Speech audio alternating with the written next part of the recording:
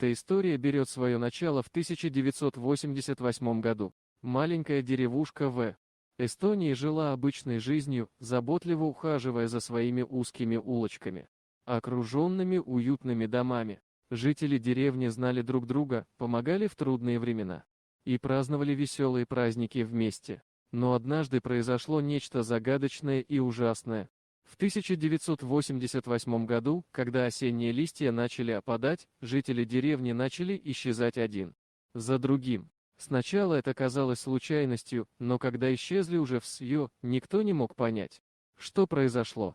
Родственники начали массово обращаться в полицию и писать заявления о пропаже, но даже тщательное расследование не принесло никаких результатов. Деревня стала пустым призраком своего прошлого, а тайна исчезновения жителей осталась неразгаданной. Спустя почти четверть века, когда многие уже забыли о загадочной деревне в Эстонии, рыбаки, отправившиеся на лов рыбы у берегов Италии, случайно наткнулись на таинственный остров, затерянный в море. Перепуганные рыбаки обнаружили, что на острове живут люди, одетые в старинные одежды и говорящие на незнакомом им языке.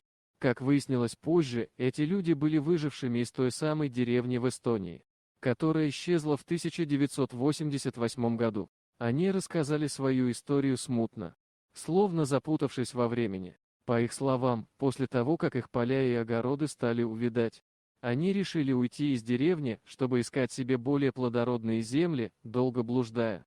Они оказались на этом острове, где им пришлось выживать в трудных условиях. Земля на острове была неплодородной, их урожаи не приносили плодов, а контакт с внешним миром был обрывками. Это открытие стало настоящим шоком для всех. Исчезновение деревни и возвращение ее жителей после многих лет.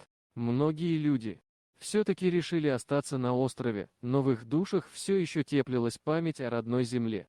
Со временем, когда тайна была разгадана и связь с внешним миром восстановлена, жители деревни с острова стали вновь встречаться с родными и близкими, рассказывая им свою невероятную историю. Для них это было новым началом, шансом вернуться к прежней жизни, которую они потеряли много лет назад. История деревни, исчезнувшей в 1988 году и воссозданной на таинственном острове, стала предметом интереса исследователей и ученых. Она напоминала о том, как непредсказуемы пути судьбы и как важно помнить о своих корнях и о том, что история всегда имеет продолжение, даже если она кажется утраченной. Вот такая удивительная история. Дорогие друзья, если вам понравилось видео, поставьте лайк, а также подписывайтесь на канал, где найдете еще много интересного. Дорогие друзья, если вам понравилось видео, поставьте лайк, а также подписывайтесь на канал, где найдете еще много интересного.